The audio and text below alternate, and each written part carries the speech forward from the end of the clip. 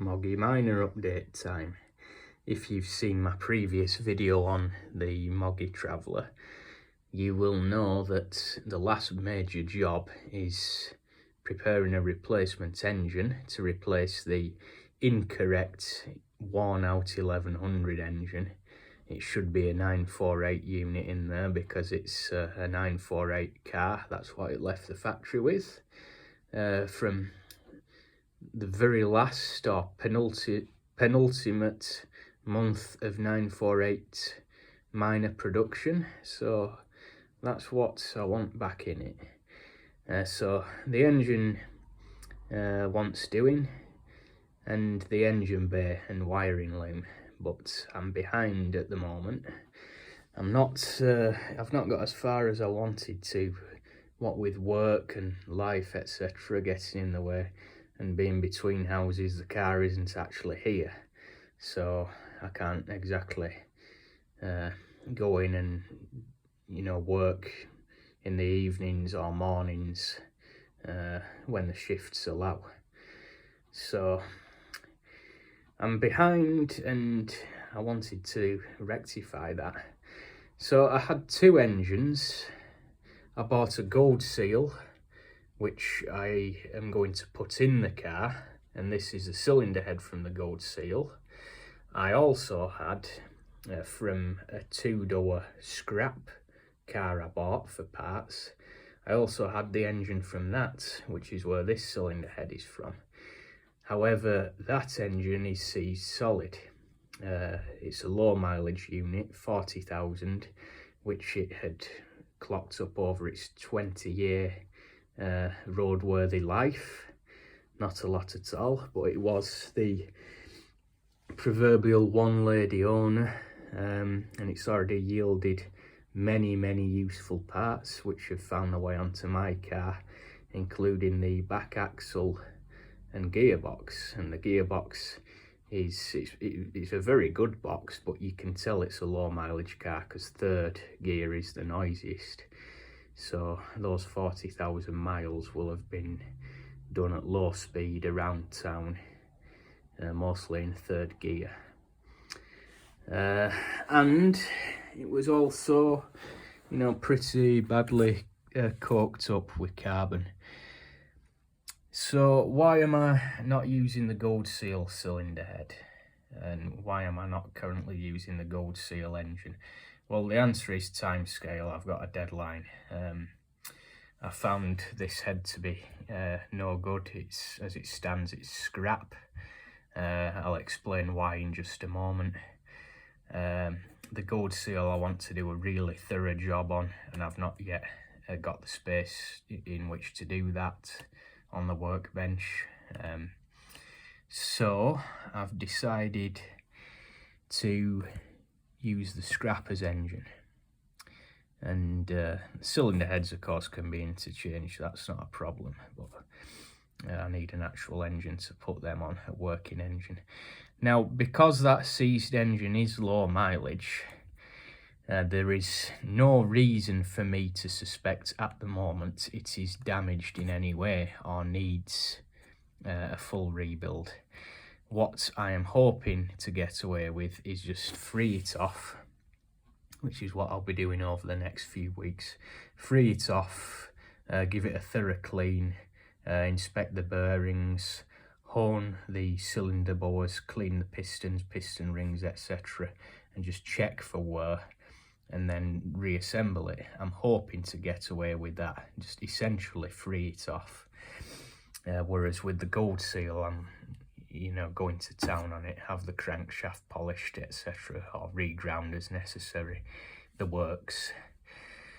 The deadline is Bewley, and what I can also see is having a lack of personal transport in the not too distant future if I'm not careful. As you know, the Humber Snipe, that needs some work doing to it. Standard Vanguard is years off seeing the road again, and the Allegro is also needing quite a lot of work now, and with the Moggy Traveller coming along, I don't need a small 4-door car. It will be surplus to requirements. So I've got to rectify that situation. I can't be without reliable, dependable transport. So last year I cleaned up the gold seal head and I set about lapping the valves in, only to find that it had suffered badly from valve seat recession. The valve seats are very, very pocketed, you know, on the exhaust, which suffer the most. It had a hard life, this engine. Somebody had absolutely hammered it. You can just see, you know, where they've been sinking in, the valves were sinking in. I did try and recut them, but the tool I was lent was blunt, so that were no good. It was just a waste of time, especially when I had another low mileage one in vastly better condition.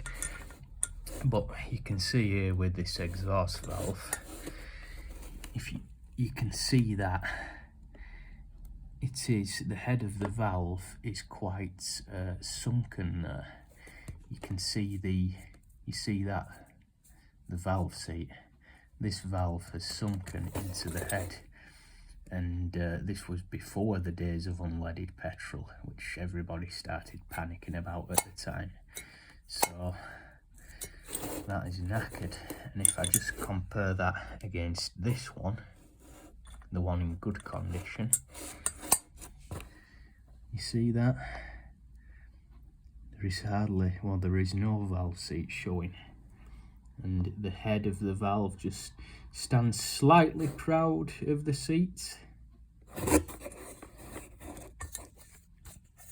So that thing is a write-off. Yeah, the seats, it had it. I mean, you could repair it by having new valve seats put in, but it would be uneconomical. It's pointless, really. So that's finished. One for the scrap man, or if anyone wants it, they can have it free of charge.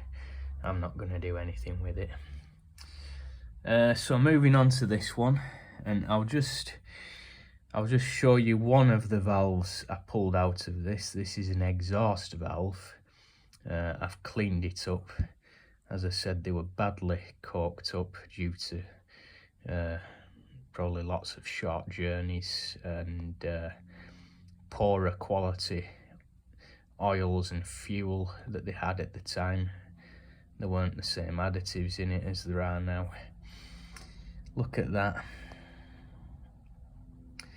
That's another thing fit for the scrap heap. No way could that be used again, because I'd be losing a lot of compression through that. It's quite badly gouged. No idea how that's happened, but it's essentially rubbish now. No good at all. Fortunately, I had a plentiful supply of other used but serviceable valves, which you will see I have numbered. That is very, very important. They need to be carefully numbered to correspond with the hole they came out of originally. So you start from the front of the engine, i.e. here, the thermostat housing at the radiator, or just if it's a transverse car, thermostat housing, that's the front of the engine. Rear of the engine is where the clutch is, but not always, of course. On these A series it is. So you number from the front of the engine 1, 2, 3, 4, 5, 6, 7, 8. And I'm not going to explain the process of lapping valves in. I'm sure there's plenty of better videos than I could make about that already on YouTube. But I went about it in the usual way, using fine paste only. Drop a WD-40 and the old sucker stick there. And the finish you're after is a sort of dull grey finish without any pitting. You can see this one, I've purposely left that. This is an exhaust chamber here.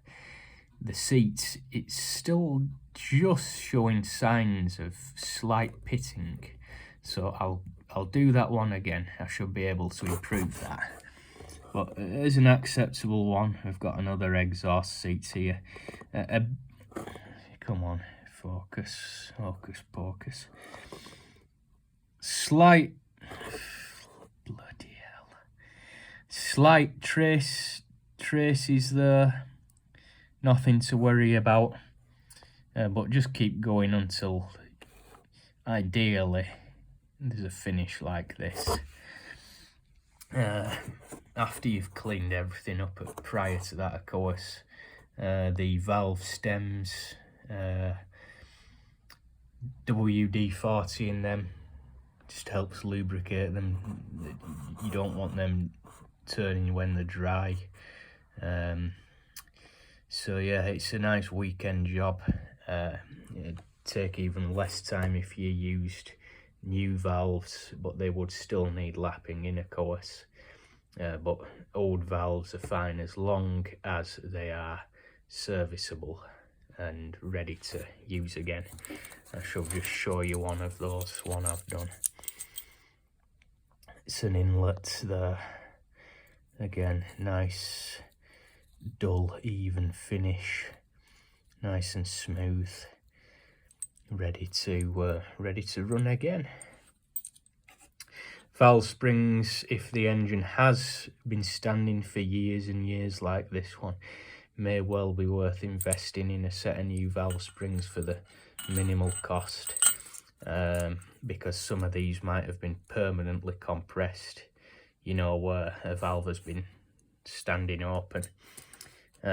Rough and ready check is to line up all the springs in a row on a perfectly level surface and see if there's any difference in valve height between them.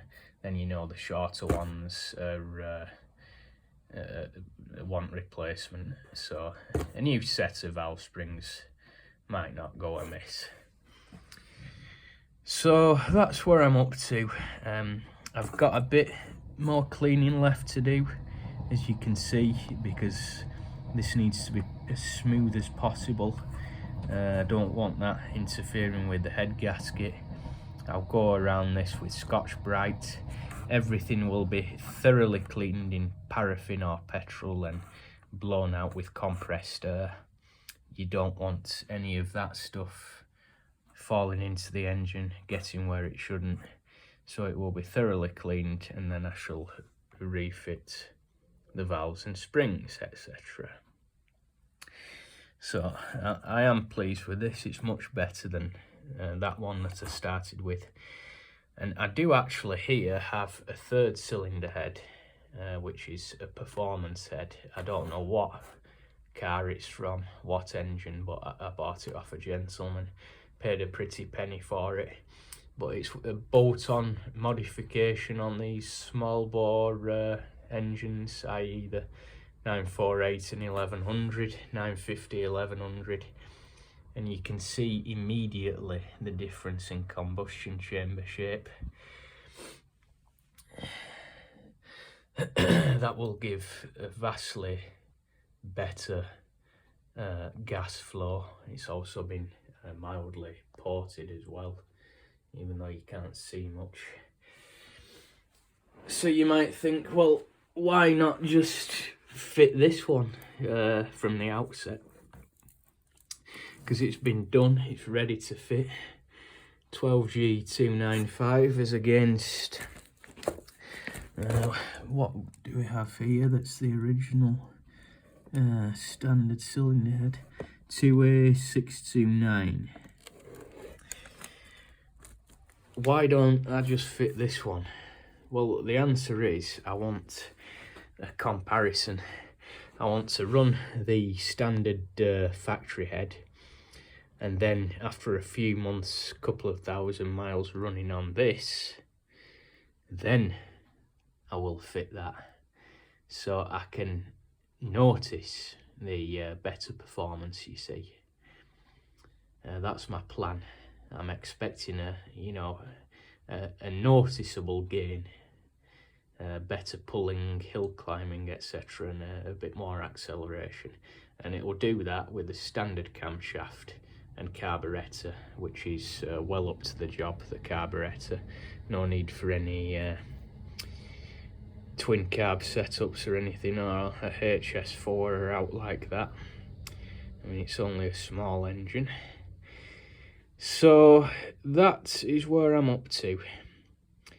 I will be freeing that seized engine off, stripping it down. I am, as you have noticed, doing this in the conservatory at the moment. I hope my landlord isn't watching, although of course needs must. No garage to do it in at the moment, where I am anyway. So I'm going to carry on with that, and I'm hoping in a couple of weeks' time I'll have a runner, and a good one at that. So I will update as and when.